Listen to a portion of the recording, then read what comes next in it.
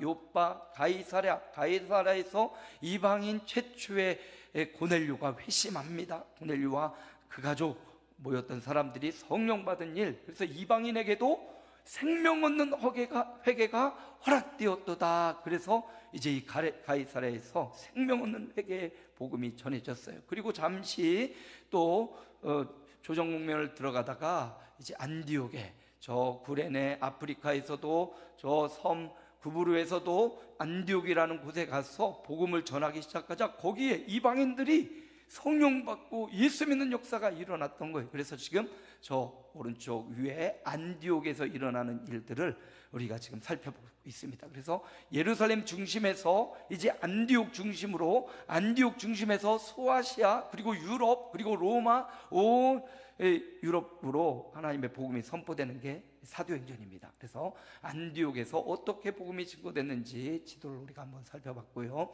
주님의 교회, 안디옥 교회, 그리고 이 땅에 있는 모든 교회가 따라야 될 주님의 교회가 어떤 교회인지를 오늘 말씀이 보여줍니다. 사도행전 11장 27절 오늘 본문인데요, 함께 읽어봅니다. 그때 선지자들이 예루살렘에서 안디옥에 이르니, 예루살렘 중심의 사역이었는데 예루살렘에 있던 많은 선지자들이 어디로 왔어요? 안디옥에 왔다. 선지자가 하는 일이 있습니다. 예수님을 왕이요 제사장이요 선지장의 이 완벽한 사역을 이루신 분이라고 예수님을 그리스도라고 명하고 있습니다. 그런데 예루살렘 교회에 선지자들이 있었다. 선지자의 역할은 뭐냐면 하나님의 말씀을 받아서 세상에 전해주는 사람이 바로 선지자예요. 근데 그 선지자들이 예루살렘에 있다가 예루살렘에 핍박이 오고 여러 가지 어려움이 오니까 안디옥, 이 이방인 중심의 교회에 온 겁니다. 그 중에 한 사람이 있어요. 28절 함께 읽습니다. 그 중에 아가보라 하는 한 사람이 일어나 성령으로 말하되 전하에 근 흉년이 들리라 하더니 글라우디오 때 그렇게 되니라. 이 선지자들이 와서 안디옥 교회에 하나님의 말씀을 받아 전합니다. 아가보라는 선지자가 있었습니다. 이 아가보라는 선지자는 사도행전에 보면 한 번 더 나와요. 뒤에 21장에 한 번 더 나오는데 오늘 새벽에 마침 그 부분을 우리가 읽었거든요. 이 아가보 선지자는 사도 바울이 3차 선교행을 마치고 예루살렘 왔을 때 예루살렘 들어가기 직전에 가이사랴에 와가지고 사도 바울에게 예루살렘에 이제 당신이 여기 예루살렘 가면 이제 붙잡힐 겁니다. 결박당하고 큰 핍박을 당하게 될 것입니다. 이 말을 전해줬던 선지자가 바로 아가야예요.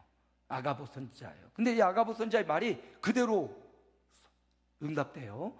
사도 바울은 그 말을 듣고 가면 내가 잡히는구나, 박해받는구나, 그러니까 피하자 이러지 않아요. 사도 바울은 이미 그 말씀을 받고 그걸 바라보고 여기까지 왔거든요. 근데 지금 아가보 선지자가 또다시 한번 말을 전해주는 거예요. 그 말씀을 받고 사도 바울은 그러니까 그래, 이제 예루살렘에 가면 내가 결박당하고 박해받을 것이니까 피하는 게 아니라 그곳으로 가서 맞닥뜨리고 믿음을 더 준비한 겁니다.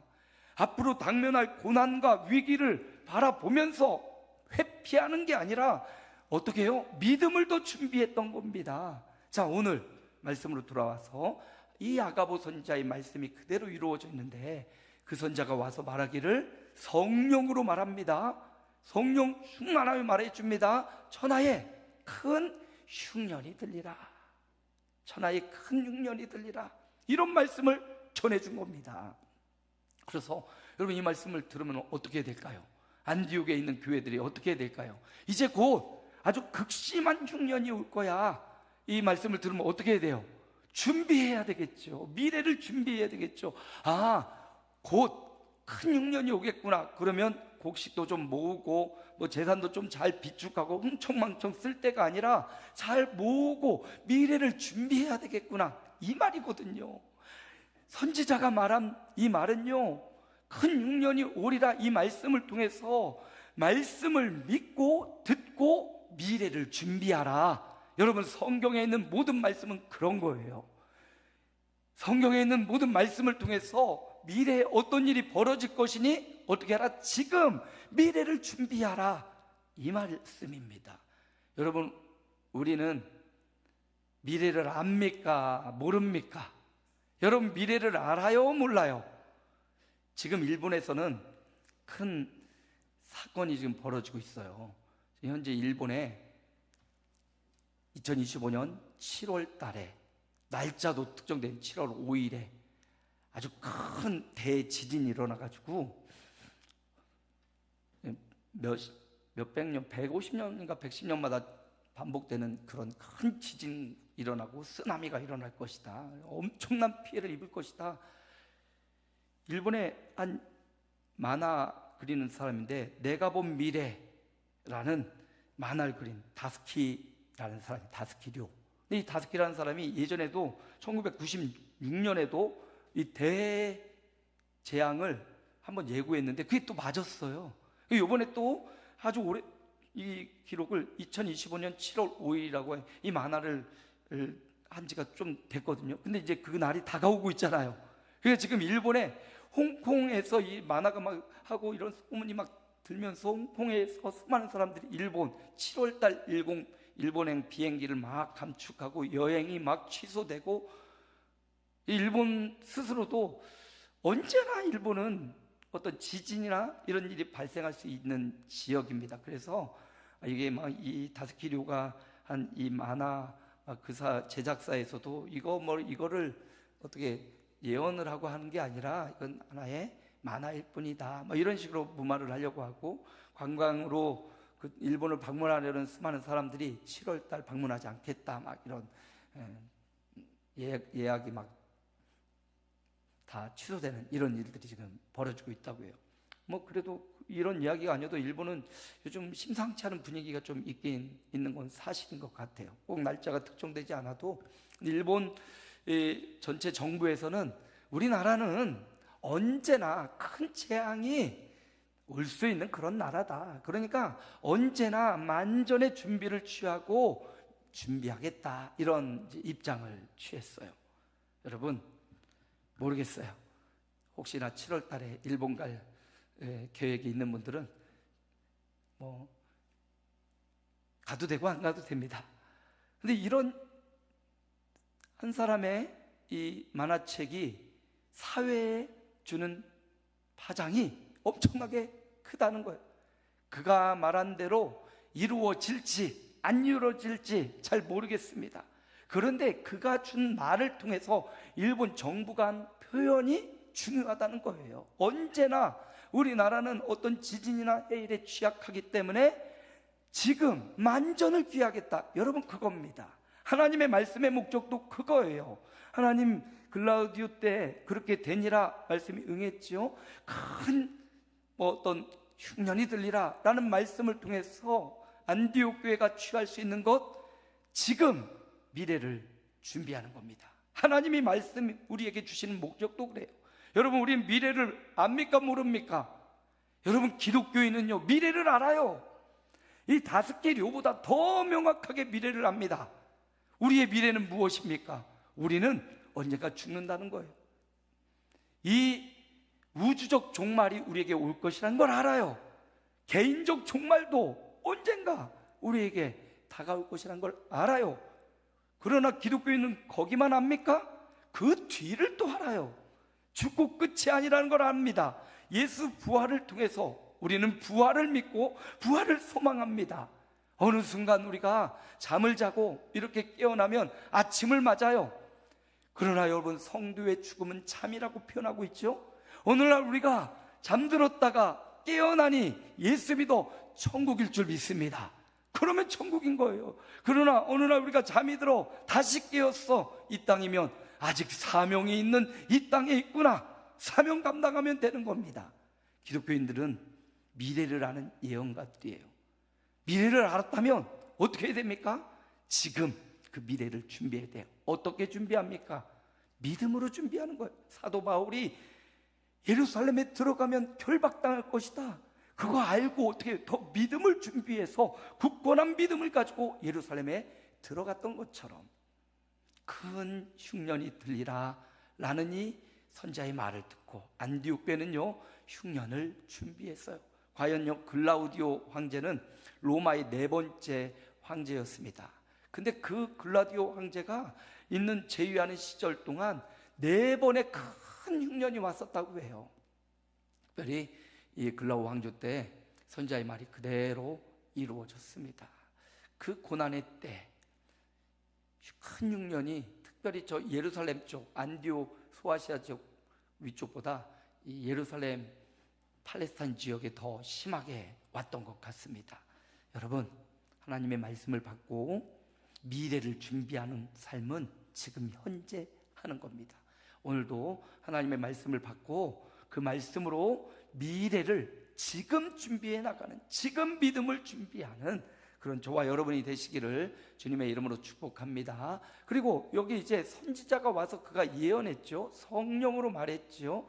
여러분, 우리가 이제 예언 사역, 성령 사역 이런 것들을 우리가 주변에서 많이 볼 수도 있고, 예전에도 그런 곳이 많았어요. 십자가 걸어놓고 예언 사역 한다고 해서 사람 오면 이렇게 막 기도해주고 예언해주고 막 그랬는데, 여러분, 그 예언은 그 앞날을 미리 알려주는 그것이 예언이 아니에요. 성경적 예언은 뭐냐? 예수 그리스도를 바라보는 거예요. 예수 그리스도를 믿는 것이에요. 그리고 이 예언은 이렇게 개인적인 앞날을 밝혀주고 보여주는 게 아니라 진정한 예언은 하나님의 말씀이에요. 그래서 말씀 가운데 우리의 인생과 미래를 발견하는 것, 이게 진정한 예언입니다. 그래서 신약 성경에도 예언가에서 예언을 하는 사람이 뭐 이렇게 많이 나오지 않습니다. 이 아가보 선지자가 사도행전에 2번 나오고요, 빌립의 4딸인데 그들이 예언했다라는 말이 나오고요, 또 서신서에 보면 예언하는 자들에 대한 말씀이 나오는데, 이 예언이 뭐냐? 오늘날 예언은요, 성경 말씀을 전하는 게 예언이에요. 오늘 목사의 설교가 곧 예언입니다. 그래서 예언을 나의 미래를 뭐 용한 점쟁이처럼 알려주는 거, 이거 아닙니다. 말씀이 곧 우리의 삶을 변화시키는, 오늘을 준비하게 하는 진정한 예언이다. 그래서 말씀으로 돌아가는 것이 중요합니다. 오늘 아가보 선지자의 말씀을 통해서 말씀은 미래를 바라보고 현재를 준비하는 것이다. 그래서 안디옥 교회가요, 미래를 준비합니다. 흉년을 준비하고 오늘을 살아가는 걸 볼 수가 있어요. 어떻게 준비했나 봅니다. 29절이에요. 함께 읽습니다. 제자들이 각각 그 힘대로 유대에 사는 형제들에게 부조를 보내기로 작정하고, 글라우디오 때 그렇게 되니라. 그러니까 이 말씀을 들은 안디옥 교회는 그 흉년을, 미래를 말씀을 받고 준비했어요. 경제적으로도 준비했을 것이고, 뭐 식량적으로도 그렇고 여러 가지로 아마 준비했을 것입니다. 근데 큰 흉년입니다.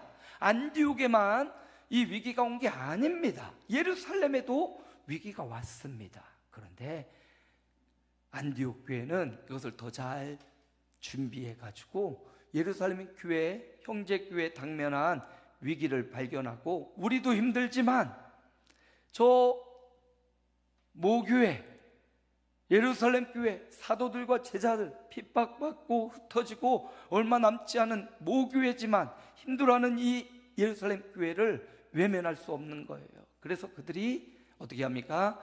힘대로 형제들에게 부조, 헌금한 거예요. 구제 헌금한 거예요. 그래서 그걸 모아가지고 작정하여 헌금을 전달해 주는 것입니다. 자, 말씀을 받았어요. 그리고 말씀을 받고 미래를 준비했습니다. 잘 저축하고 모으고 아끼고, 그리고는 위기에 처하자 형제들을 돌아본 거예요. 이게 바로 예수님의 사랑법 아니겠습니까? 형제가 당면한 위기를 보고 그들이 잘 준비했다가 그 준비한 것을 제공해 주는 겁니다. 이게 주님의 사랑입니다. 그래서 이 일을 위해 우리도 말씀을 받고 펑펑 쓰고 과소비하는 게 아니라 아끼고 절약하고 하나님의 때, 적당한 때 쓰임받을 그날을 위해서 잘 미래를 준비해야 되겠다라는 말씀이지요. 그래서 준비해서 그걸 가지고 예루살렘 교회로 가서 그들을 도와줍니다. 위기는 연합을 이루는 아름다운 장소가 되었습니다. 예루살렘 교회, 사도들이 있는 그 예루살렘 교회의 위기는 저 이방인 교회, 그들로부터 구제를 받고 또 도움을 받는 연합의 아름다움을 이루어 갔다는 거죠. 우리 삶에 큰 흉년 같은 고난이 옵니다. 그 고난 가운데 우리는 연합을 하나님이 원하시는 것, 우리는 그 그리스도의 사랑을 하나님이 요청하고 계신다는 것, 이걸 발견할 수가 있어요. 어떻게 보면 예루살렘 교회는 유대인 중심의 교회입니다. 안디옥 교회는 이방인 중심의 교회입니다. 그런데 유대인이나 이방이나 할 것 없이 이들은 모두 주님의 교회였다는 거예요. 그래서 주님의 교회는 이방인이건 유대인이건 남자건 여자건 연약하고 어려운 형제들을 사랑으로 돌아볼 줄 아는 교회가 바로 주님의 교회다. 이거 우리에게 알려주고 싶은 거죠. 사랑으로 돌아보는 교회, 그게 바로 주님의 교회의 모습이에요. 그리고 예루살렘 교회도 우리가 모교회고 우리가 너희보다 더 성도들도 많았고 대형 교회였고, 그런데 너희가 우리를 돕는다고 자존심 상해? 그렇지 않고요. 여러분, 이것도 겸손이에요. 저들의 마음과 저들의 작정과 저들의 헌신과 저들의 헌금을 무시하지 않고 받아줄 수 있는, 도움을 받을 수 있는 용기, 이것도 연합의 중요한 원리입니다. 꼭 강한 자만 도와주는 게 아니에요. 연약한 자가 강한 자를 도울 수도 있는 겁니다. 예루살렘 교회는 기꺼이 그들의 구제를 받아들여줘요. 그리고 그 예루살렘 교회가 그거 가지고 또다시 그들의 연약한 지체들을 이렇게 흘려보내줬겠지요. 이게 중요합니다. 그리스도의 이름으로, 주님의 이름으로 작정하여 돕는 마음도 필요하고요, 그 도움을 진심으로 받아들일 수 있는 용기도 필요합니다. 이게 바로 그리스도의 연합의 원리예요. 그거 받아서 자기 혼자, 예루살렘 교회 혼자 배불리고 살았겠어요? 큰 흉년이었습니다. 그거 가지고 예루살렘에 모여있는, 그래도 남아있는 그 성도들이 큰 위로를 나눌 수 있고요, 그들의 마음을 받아준 것, 이게 바로 연합이에요. 사랑은 주는 사람 혼자만 사랑한다고 표가 안 나요. 받는 사랑의 사람도 같이 그 사랑의 진심을 받아줄 때 사랑이 통하죠. 오늘 안디옥 교회가 주님의 교회가 되었습니다. 그래서 연약하고 힘든 큰 흉년의 위기 겪고 있는 예루살렘 교회를 이렇게 구제하고 있는 장면, 이 구제의 모습도 보면 각각 그 힘대로 작정했다. 자기 힘대로 하는 거예요. 헌금은 다른 사람 기준에서 하는 거 아니지요. 자기의 힘대로 하는 거예요. 하나님이 정해주신 대로 하는 거고요, 하나님의 교회에 하나님 앞에 하는 거지요. 그리고 기준이 다른 사람이 아니라 자기예요. 믿음대로 하고 억지로 하는 것 아니고 하나님의 말씀을 따라 하는 것이고요, 하나님 앞에 드려진 온전한 11조와 봉헌물, 하나님이 주인이심을 믿고 드려지는 이 각각 그 힘대로 드리는 예물의 생활, 그것이 바로 주님의 교회를 세워가는 든든한 힘이 되는 것입니다. 그래서요, 오늘 마가복음 10장 30절 31절에는 예수님이 친히 이런 말씀을 하셔요. 함께 읽어볼까요? 내 마음을 다하고 목숨을 다하고 뜻을 다하고 힘을 다하며 뜻을 다하고 힘을 다하여 주 너의 하나님을 사랑하라 하신 것이요, 둘째는 이것이니 내 이웃을 내 자신과 같이 사랑하라 하신 것이니라.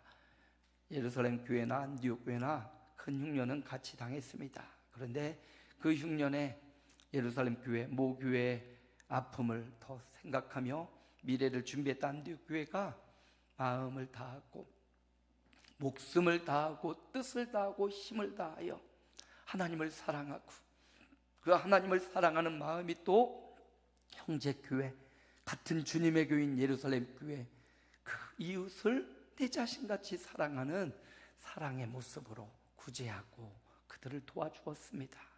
잘 보면요, 그 초대교회의 구제는 대부분 불신자를 향하기보다는 교회 내에 있는 형제들을 먼저 돕는 것을 볼 수가 있어요. 그래서 교회 내에 있는 연약한 자, 그래서 초대교회 과부, 히브리파 과부, 또 유대파 과부, 그 연약한 자들, 과부나 고아를 돌아보는 일, 교회 안에 있는 성도들을 먼저 돌아보고 그리고 교회를 세워가는 걸 볼 수가 있습니다. 그래서 우리 교회도 이런 구제하는 일, 돌아보는 일 잘해야 되겠죠. 현대 구제가 참 쉽지는 않습니다. 또 우리 안에서만 구제를 일으키기보다 또 밖으로 외연을 확장해야 되는데, 참 교회가 이런 일에 함께 동참하고 협력해야 됩니다. 여러모로 부족하지만 교회도 이렇게 구제하는데, 선교하는데 우리가 힘을 모아야 되겠죠. 그리고 특별한 구제도 필요하고 일산적인 구제도 필요합니다. 우리는 특별히 구제 헌금이라는 항목은 없어요. 그러나 여러분이 드려진 마음을 다하여 드린 그 예물을 가지고 이렇게 돕는 일에 함께 사용되고 있습니다. 자, 주님의 교회가 이렇게 사랑으로 돌아보는 교회, 주님의 마음으로 형제를 돌아보는 이런 사랑의 삶을 보여줬다라는 걸 볼 수가 있고요. 한 가지 더 봅니다. 주님의 교회, 오늘 안디옥 교회는 11장 30절에 보니까 함께 읽어봅니다. 이를 실행하여 바나바와 사울의 손으로 장로들에게 보내니라. 자, 이를 실행했다. 사랑의 마음으로, 예루살렘 교회가 어렵겠다 이렇게 생각에 그치지 않았습니다. 그리고 그 형제를 돌아보아 작정하고 그 작정한 금액을 하나님 앞에 드렸고, 그 하나님 앞에 드린 것을 누가? 바나바와 사울의 손으로 장로들에게 보내었다라고 말하고 있어요. 여기 우리 중요한 원리를 발견할 수가 있습니다.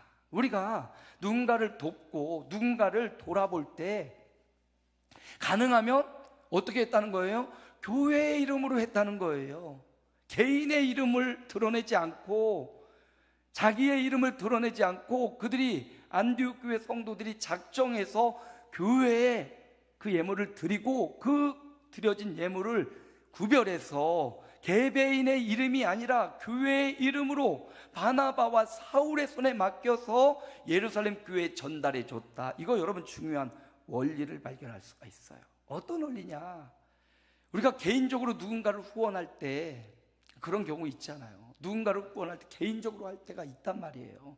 물론 그게 완전히 다 나쁘다는 거 아니에요? 그러나 그 개인적으로 할 때도 이게 내가 하는 게 아니라 주님의 교회를 돌보는 주님이 하시는 일이다, 이게 세워져야 된다는 거예요. 때때로 우리가 내 이름으로 할 때 내가 드러날 때가 있어요.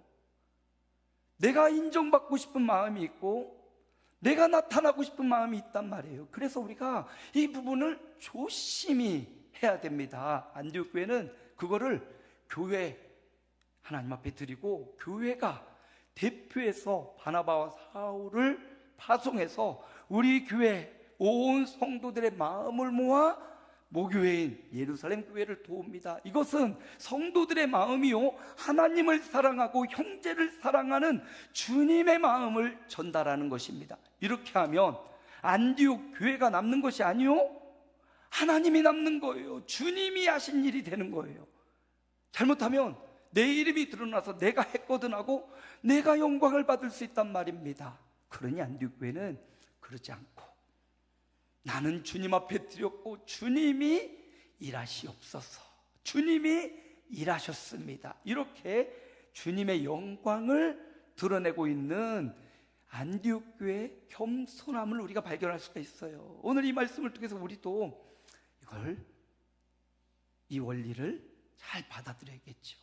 물론 개인적으로 할 수 있습니다. 그러나 개인적으로 누군가를 후원하고 누군가에게 할 수 있어요. 어떤 분들은 하나님 앞에 드릴 11조를 하나님 앞에 드리지 않고 이걸 구제하는데, 다른 사람을 돕는데 난 쓸 거야 하고 개인적으로 그렇게 하는 분들도 있어요. 그런데 여러분, 성경적으로 보면 그렇게 하는 게 아니라고요. 성경적으로 보면 하나님의 것을 하나님 앞에 드리고요, 그걸 가지고 교회가 교회의 이름으로 그 개인이나 단체를 후원할 때 받는 사람도 그 교회가 하나님의 이름으로 나를 돕고 있구나, 주님을 바라보는 거예요. 그런데 그렇지 않을 경우, 개인적으로 할 경우, 개인이 어떻게 하다가 중단할 경우 그 개인을 향한 섭섭함이 묻어날 수가 있어요. 우리가 하다가 중단할 때도 있고 또 늘릴 때도 있잖아요. 그래서 이건 장기적으로 볼 때 교회의 이름으로 하는 게 좋겠구나. 혹 여러분 가운데 그렇게 하고 있는 분 계시면 교회에 헌금을 해서 목적 헌금으로 하시면요, 교회의 이름으로 그 누군가를 도울 수가 있어요. 그래서 내 이름이 드러나지 않고 주님의 이름이 드러나게 하는 거죠. 우리가 교회에서 할 수 있는 건 바로 그거예요. 목사의 이름이나 개인의 이름이 드러나지 않고 주님이 일하시고 주님이 영광을 받으시게 하는 것, 이게 우리 신앙생활의 아주 중요한 요소입니다. 안디옥 교회는 바로 그 일을 한 거예요. 그래서 교회의 대표인 바나바와 사울을 세우고 그들이 가서 예루살렘 교회를 도우면서 주님의 이름으로 우리 성도들이 주님을 사랑하는, 주님의 형제를 사랑하며 무교회를 사랑해서 주님이 이 귀한 예물을 당신들에게 구제의 예물로 드립니다, 이렇게 해가지고 결국은 주님이 영광을 받으시게 하는 이 위대한 일을 안디옥 교회가 했단 말이죠. 그래서 주님의 교회는 동일한 원리가 우리에게 적용됩니다. 동일한 원리로 우리가 개인의 이름을 높이고 어떤 한 사람의 이름을 높이는 게 아니에요. 강원길의 목사, 담임 목사의 이름을 높이는 것도 아니지요. 주님의 이름을 높이는 것, 주님의 영광을 나타내는 것, 이것이 바로 교회의 존재의 목적이기도 합니다. 그래서 안디옥 교회는 이렇게 교회라는 이름으로 주님의 영광을 위해서 예루살렘 교회를 도왔더라 라는 말씀을 볼 수가 있어요. 고린도전서 10장 31절 말씀이에요. 우리 함께 읽어볼까요? 그런즉 너희가 먹든지 마시든지 무엇을 하든지 다 하나님의 영광을 위하여 하라. 구제헌금을 할 때도 어떻게 해요? 자기의 이름을 나타내는 게 아니라 주님의 영광을 위해서 했던 겁니다. 우리가 그것뿐만 아니라 우리 삶의 헌신도, 하나님 앞에 나와 드리는 예배도, 또 전도도, 또 우리 삶에 드려지는 삶의 모든 연장이 무엇을 위해서? 하나님의 영광을 위해서, 주님의 이름을 드러내기 위해서 하는 것, 이게 오늘 안디옥 교회에서 우리에게 주는 주님의 교회의 모습입니다. 지난 주 중에 아주 우리나라에 자랑스러운 일이 있었어요. 뭐 별로 상관없을 수도 있겠지만 손흥민 선수 이야기입니다. 요즘 구설수가 좀 있어요. 뭐 여자친구 문제도 있고 막 있는데 그건 좀 개인적인 사적인 문제니까 잘못한 건 사실이지요. 그런데 이번에 유로파 리그에 우승을 했어요. 토트넘이. 손흥민 아시아 선수가 주장이 되어서 한 그룹을 우승으로 이끈 역사가 없는 거예요. 그런데 그 위대한 영광의 순간, 그 토트넘에 수많은 내노란 선수들이 와가지고 같이 뛰었습니다. 그런데 우승을 못했어요. 17년 동안이나 토트넘이 그 리그에서 어떤 대회에서 우승을 못해본, 준우승은 여러 번 했는데, 그런데 지난 주 중에 손흥민 선수가 그 유로파 리그 맨체스터 유나이티드와 붙어가지고 1대0으로 승리해가지고 토트넘이 17년 만에 우승 트로피를 팍 들어올렸어요. 보셨죠? 뉴스나 유튜브에서 트로피가 뭐 자기 키만 하더라고. 절반만 해요. 그걸 듣고 뭐 좋아가지고, 너무 좋아가지고 그냥 막 하는 거예요. 거기 있다 나간 수많은 선수들, 해리 케인이나 뭐 모우라나 이런 선수들도 지금 밖에 있지만 너무 기뻐서 축하해 전문 영상을 막 보내주고, 영국에서도 막 난리가 났어요. 토트넘 그 지방은 막 축제고 너무나 기쁜 일이지요. 근데 그날 이제 인터뷰를 합니다. 주장이니까 손흥민 선수를 데려다가 인터뷰를 하는 거예요. 당신 레전드냐고. 이전까지 손흥민은 늘 겸손하게 난 레전드가 아니라고, 우승에 트로피가 없기 때문에 난 레전드가 아니라고. 그런데 이제 그 우승 트로피를 탔잖아요. 그러니까 자, 이제 당신은 레전드입니까? 그랬더니 손흥민 선수가 맞습니다, 나는 레전드입니다, 이 우승컵을 내가 들어 올렸습니다. 그런데 only today, 전 이 말이 감동이더라고요. only today, 오직 오늘만. 내일은 또 내일의 삶을 살아야 된다고. 그리고 그 선수가 그 일을 위해서 여기까지 함께 해준 선수들, 하나가 된 어린 선수들, 막 특별히 유명한 선수가 없는데 우승컵을 들 수 있도록 도와준 그 선수들에게 막 영광을 같이 나누는 걸 볼 수가 있었습니다. 바로 이겁니다.